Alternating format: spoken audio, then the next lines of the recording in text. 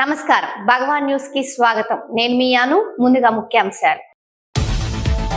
ఇంటి పన్ను వసూలు వేగవంతం చేయాలి. వివోఆర్డి ఎలీషా బాబు.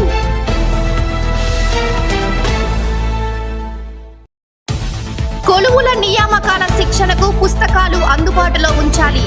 సిపిఐ పార్టీ జిల్లా నాయకుడు జల్దీ భాగ్య శ్రీధర్. వేదంలో నిర్దేశించిన ప్రకారమే ప్రపంచం నడుస్తుంది. వేదవ్యాస విశాల బుద్ధ వేద పురుష బ్రహ్మశ్రీ ఖమ్మంపాటి చెన్నకేశవ శాస్త్రి. ప్రభుత్వ పాఠశాలల మిథిలంపై విద్యాశాఖ అధికారులు ప్రత్యేక కసరత్తు చేయాలి. జిల్లా కలెక్టర్ జె వెంకట మురళి. వాహనదారులు తమ వాహనాన్ని నడిపేటప్పుడు రహదారి భద్రతా నియమ నిబంధనలు పాటించి ప్రమాదాలను నియంత్రించాలని Bapatla motor vehicle inspector Prasanna Kumari అన్నారు.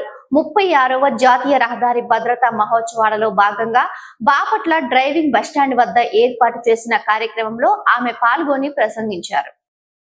కనుక అంబులెన్స్ కి దారి ఇవ్వకపోవడం వల్ల తెలియకుండానే ఒక ప్రాణం పోవడానికి కారణం అయిపోతాం మనం.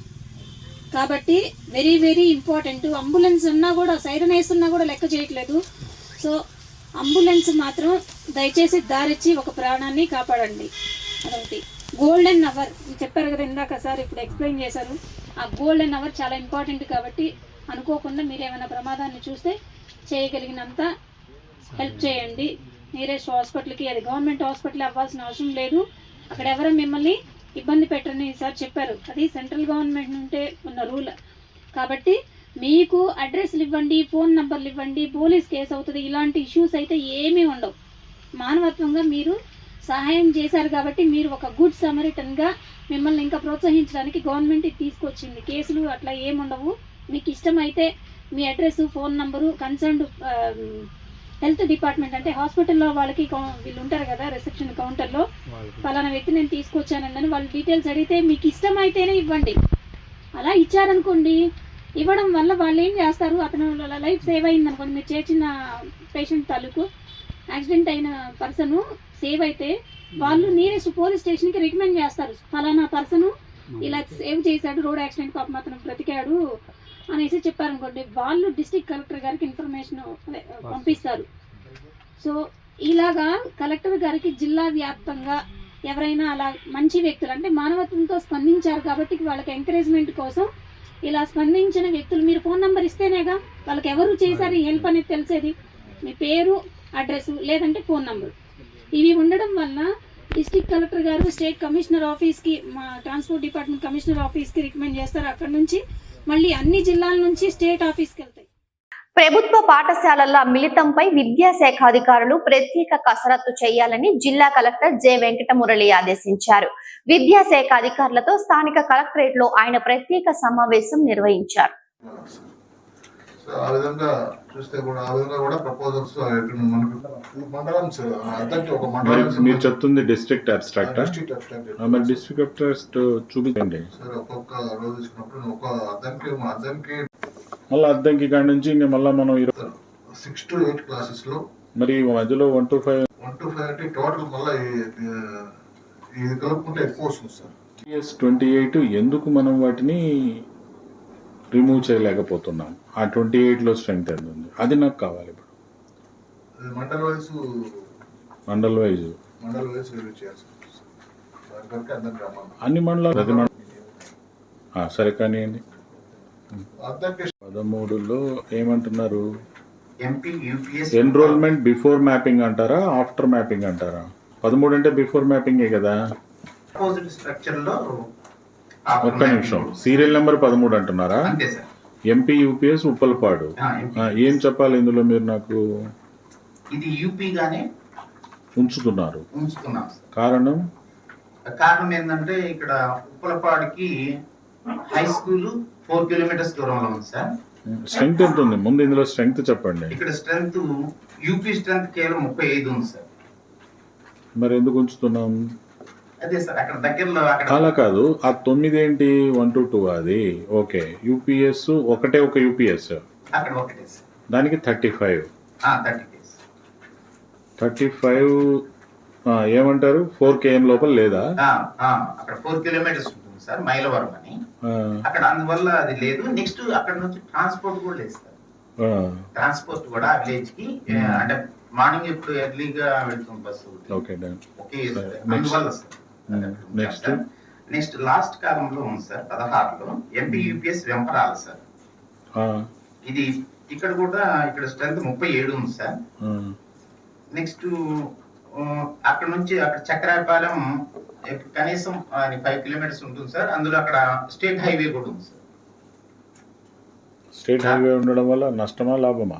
అంటే దానివల్ల అంటే అటు నుంచి మనం అది యూపీ గానే అంటే ఆ విద్యార్థులు రాలేదని అంటున్నాం సార్.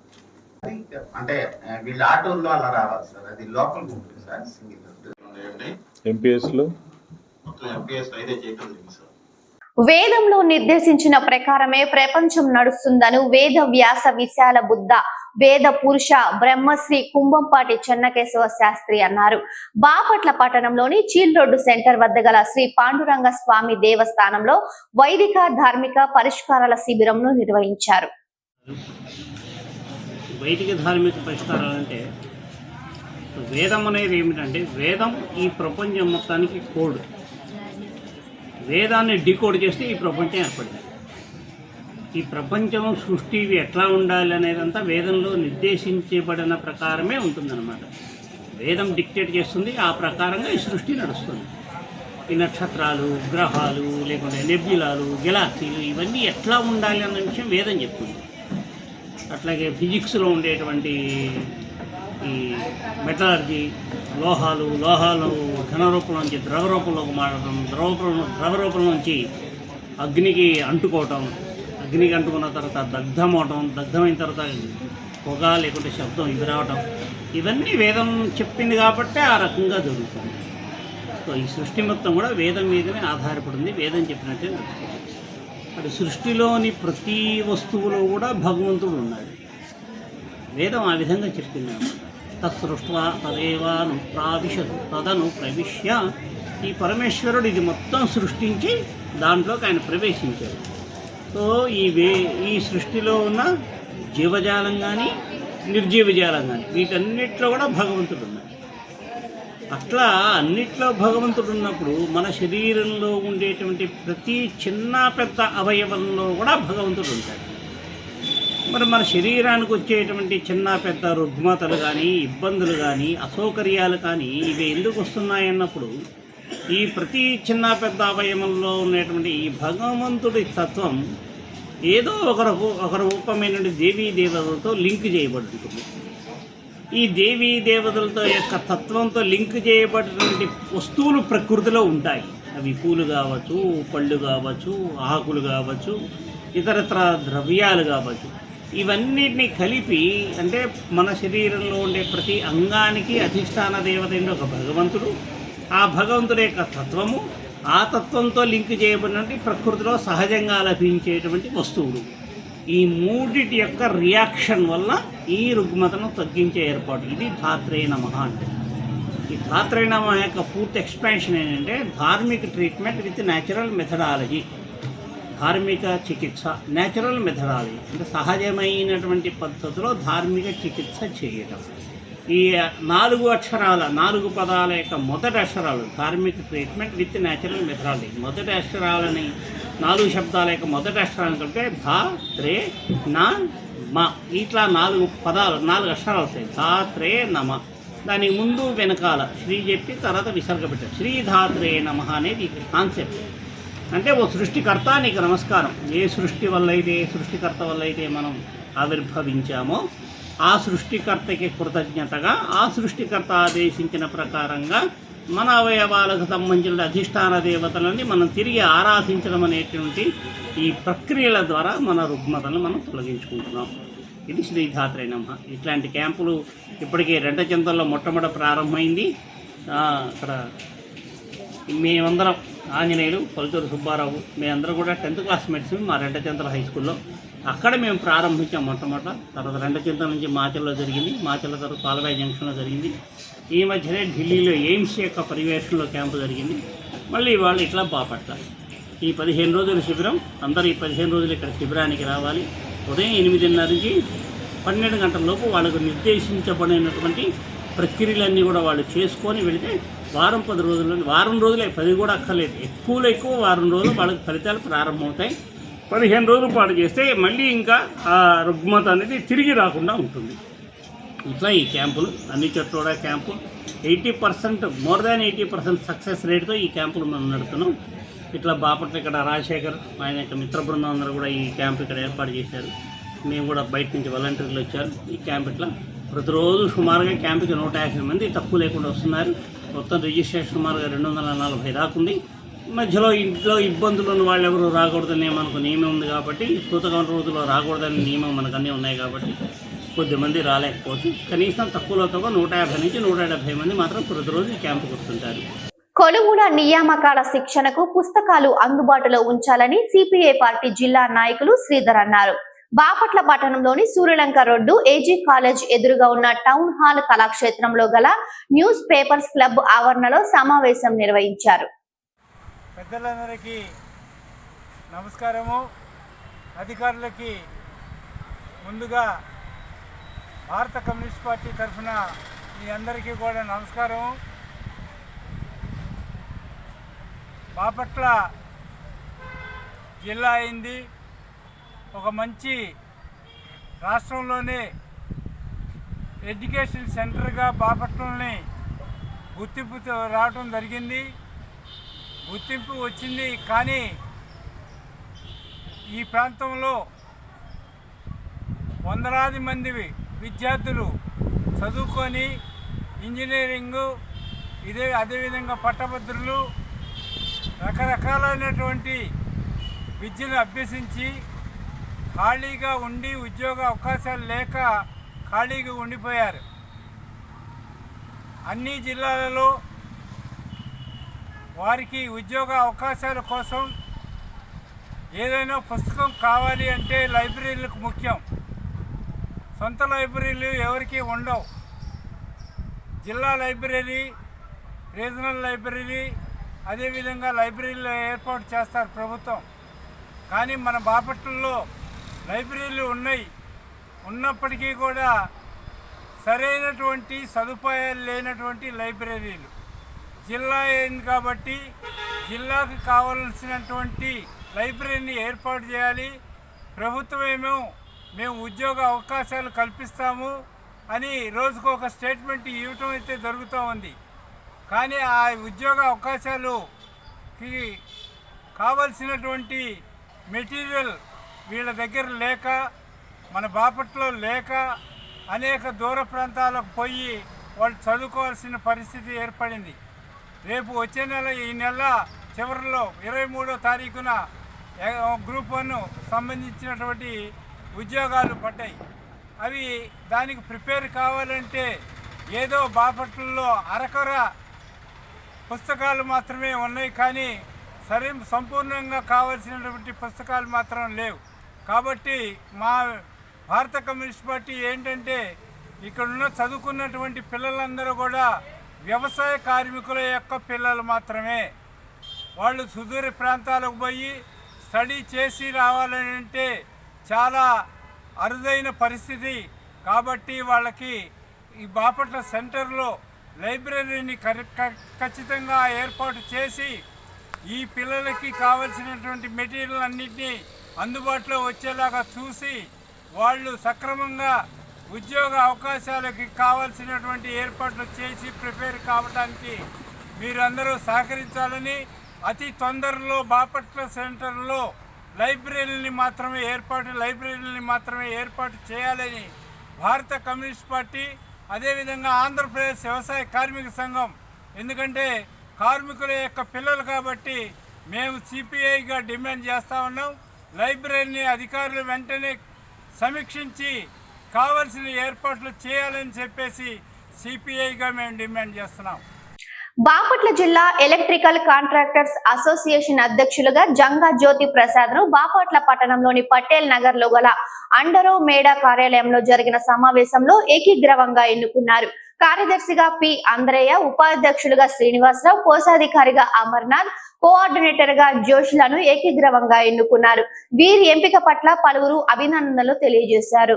ఎలక్ట్రికల్ కాంట్రాక్టర్స్ వెల్ఫేర్ అసోసియేషన్గా మేము అద్దంకి, చీరాల, బాపట్ల డివిజన్స్ నుంచి కార్యవర్గాన్ని ఏర్పాటు చేసుకోవటం జరిగింది. దీనికి గాను ప్రెసిడెంట్గా జె ప్రసాద్ గారు, సెక్రటరీగా పి ఆంధ్రేయ గారు, వైస్ ప్రెసిడెంట్గా ఆర్ శ్రీనివాసరావు గారు, ట్రెజరర్గా పి అమర్నాథ్ గారు, కోఆర్డినేటర్గా జోషి గారిని మేము కార్యవర్గ మెంబర్స్గా ఎన్నుకోవడం జరిగింది. విద్యార్థులు, ఉపాధ్యాయులు సమాజంలో కుష్టు వ్యాధి నిర్మూలనకు సహకరించాలని మున్సిపల్ హైస్కూల్ ప్రధానోపాధ్యాయులు బి రాజేశ్వరి అన్నారు. మహాత్మా గాంధీ వర్ధంతి సందర్భంగా స్పర్శ జాతీయ కుష్టు నిర్మూలన పక్షోత్సవాలను మున్సిపల్ హైస్కూల్ ఆవరణలో నిర్వహించారు. జాతీయ రహదారి 216 చెందోలు శివారు నుంచి కుంచలవారిపాలెం వరకు బీటీ రోడ్లు నిర్మాణ పనులు చేపట్టారు. ఈ సందర్భంగా గ్రామంలోని 11 సీసీ రోడ్లతో లింకు ఏర్పాటు చేశారు.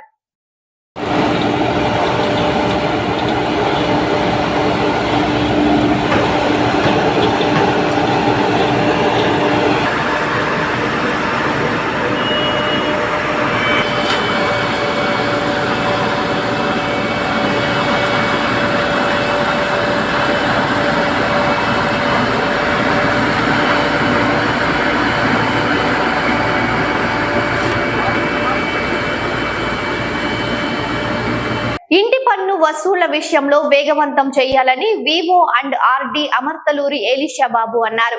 పిట్టలవారిపాలెం మండలం పరిషత్ కార్యాలయంలో ఏర్పాటు చేసిన విలేకరుల సమావేశంలో ఆయన మాట్లాడారు. అందరికీ నమస్కారం అండి. మనకి జనవరి ఎండింగ్లో ఉన్నామండి. కావున మన మండలంలో హౌస్ ట్యాక్స్ ఇంకా బిగిన్ చేయని పంచాయతీలు ఉన్నాయి. అందరూ కార్యదర్శులు తప్పనిసరిగా హౌస్ ట్యాక్స్ స్టార్ట్ చేసి మార్చి 15వ తారీఖు కల్లా కంప్లీట్ చేయవలసిందిగా గౌరవ డిపో గారు ఆదేశించి ఉన్నారు. కావున గ్రామ పంచాయతీ సర్పంచులు మరియు ప్రజలంతా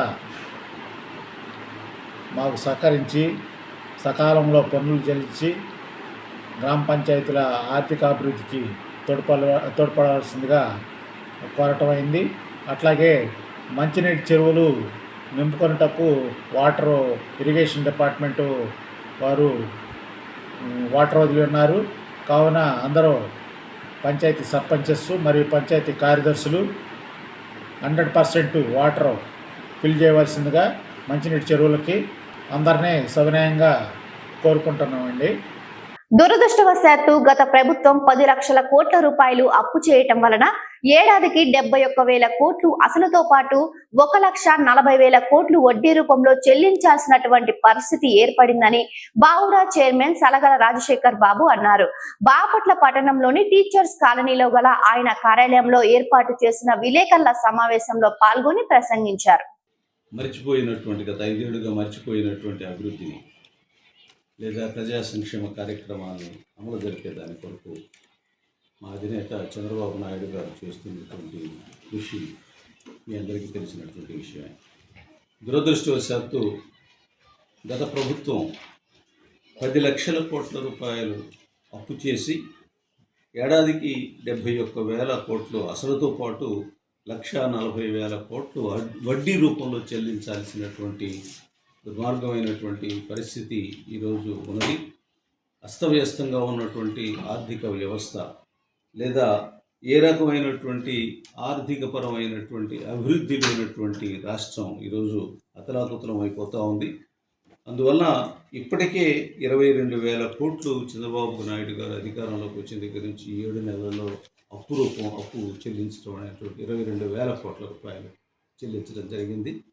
కాబట్టి ప్రజలకి ఈ విషయాలని తెలియజేసే దానికోసం ఈరోజు పత్రిక మీ ద్వారా జిల్లా పార్టీ అధ్యక్షుడిగా మరి ఈరోజు నేను ఈ పత్రికా సమావేశాన్ని ఏర్పాటు చేయడం జరిగింది. అందువల్ల ప్రజలు ఈ విషయాన్ని జాగ్రత్తగా గమనించి ఒకవేళ ఏదైనా ఎక్కడైనా మీకు కలగవలసినటువంటి సౌకర్యం కలిగేటువంటి దాంట్లో కొద్దిగా జాప్యం జరిగిన పెద్ద మనసుతో సహకరించవలసిందిగా పార్టీ అధ్యక్షుడిగా మీకు మనవి చేసుకుంటూ ఈ రోజున రాష్ట్ర ప్రభుత్వం మరి పట్టుదలతో రాష్ట్ర అభివృద్ధికి కృషి చేసేదానికి ప్రయత్నం చేస్తూ ఉన్నదనేటువంటి విషయం మనం చేస్తూ మరి వచ్చినటువంటి ఆదాయం మొత్తం కూడా ఆదాయంలో అత్యధిక భాగం గతంలో చేసినటువంటి అప్పులకి నిన్న మరి ఇక్కడ చూసినట్లయితే మరి డిగ్రీ ఫీజు రీఎంబర్స్మెంట్ బకాయిలు 2,800 కోట్లు, అలాగే చిక్కీలు కోడిగుడ్లకు పిల్లలకి ఇచ్చినటువంటి దానికి 256 కోట్లు, వసతి దీవెన కింద 989 కోట్లు, ఆరోగ్యశ్రీ బకాయిలు 1800 కోట్లు, ఇలా చదువుకుంటూ పోతూ ఉంటే ప్రతి రంగంలో కూడా వందల వేల కోట్ల రూపాయలు ప్రభుత్వం చెల్లించకుండా బకాయిలు పెట్టి బాధ్యతారాహిత్యంగా వెళ్ళిపోయినటువంటి పరిస్థితి ఈరోజు ఉన్నది. అందువలన మనం ఏదో ఒక విధంగా ఈ రాష్ట్రాన్ని అభివృద్ధి చేయాలనేటువంటి పట్టుదలతో కంకణం కట్టుకుని బాబు గారు అటు కేంద్ర ప్రభుత్వం నుండి నిధులు సాధించడమే కాకుండా పారిశ్రామికవేత్తల్ని ఒప్పించి మెప్పించి ఈ రాష్ట్రంలోకి రప్పించి పరిశ్రమలు పెట్టుబడులు పెట్టించి మరి ఈ రాష్ట్ర అభివృద్ధికి కృషి చేయడమే కాకుండా ఈ రాష్ట్రానికి జీవనాడులైనటువంటి మరి అటు పోలవరాన్ని కానివ్వండి, ఇటు అమరావతిని అభివృద్ధి చేసే దానికోసం కంకణం కట్టుకొని పనిచేస్తున్నటువంటి పరిస్థితి. రాజధాని లేనటువంటి రాష్ట్రంగా ఉన్నటువంటి రాష్ట్రానికి మరలా రాజధాని నిర్మాణం చేసే దానికోసం ఇప్పుడైతే ఒక ఉన్నతమైనటువంటి రాజధాని ఉంటుంది. ఇప్పుడు హైదరాబాదు 30,000 కోట్ల రూపాయలు సంవత్సరానికి ఆదాయం హైదరాబాద్ ద్వారా వస్తూ ఉంది. అటువంటి రాజధానిని నిర్మాణం చేసుకుంటే రాష్ట్ర ఆర్థిక వ్యవస్థకి రాష్ట్ర పురోభివృద్ధికి అవసరమైనటువంటి ఆదాయం ఆ రాష్ట్ర క్యాపిటల్ ద్వారా వచ్చేటువంటి అవకాశం ఉన్నది. కాబట్టి దానికోసం ఆ రెండింటి మీద కూడా మరి అత్యధికమైనటువంటి శ్రద్ధ పెట్టి ఆ రెండు కార్యక్రమాలని పూర్తి చేసే దాని కొరకు కేంద్ర ప్రభుత్వ సహకారంతో బాబు గారు ముందుకు వెళ్తూ ఉన్నారు. అలాగే నిన్న దావోస్లో జరిగినటువంటి పారిశ్రామికవేత్తల సదస్సులో కూడా పారిపోయినటువంటి పారిశ్రామికవేత్తల్ని మళ్ళా వెనక్కి తీసుకొచ్చే దానికోసం ప్రయత్నం చేయడమే కాకుండా గత ప్రభుత్వం మూసివేయడానికి ప్రయత్నం చేసినటువంటి విశాఖ స్టీల్ ఫ్యాక్టరీని మళ్ళీ పునఃప్రారంభం చేసి కొనసాగించే దానికోసం కేంద్ర ప్రభుత్వంతో ఒప్పించడమే కాకుండా 6,000 కోట్ల రూపాయలు దాని అభివృద్ధి కోసం తీసుకొచ్చినటువంటి పరిస్థితి ఉన్నది. ఇవన్నీ కూడాను మనకి లైవ్ ఎగ్జాంపుల్స్. మన ఈరోజు తెలుగుదేశం పార్టీ ఎంత పట్టుదలతో కృషి చేస్తూ ఉన్నదనేది. అందువల్ల గత ప్రభుత్వం చేసినటువంటి ఈ 10 లక్షల కోట్ల అప్పుని రాష్ట్ర ప్రజల మీద రాష్ట్రం మీద గుదిబండగా మారినటువంటి అప్పును తీర్చేటువంటి పరిస్థితి వాస్తవాన్ని ప్రజలు అర్థం చేసుకోవాలని మనవి చేసుకుంటూ రాష్ట్ర నిర్మాణం కోసం పునర్నిర్మాణం కోసం జరుగుతున్న కృషిలో మీరందరూ భాగస్వాములు కావాలని మనస్ఫూర్తిగా కోరుకుంటా ఉన్నాం. భగవాన్ న్యూస్ ముగించే ముందు ముఖ్యాంశాలు మరొకసారి. ఇంటి పన్ను వసూలు వేగవంతం చేయాలి, విఓఆర్డి ఎలీషా బాబు.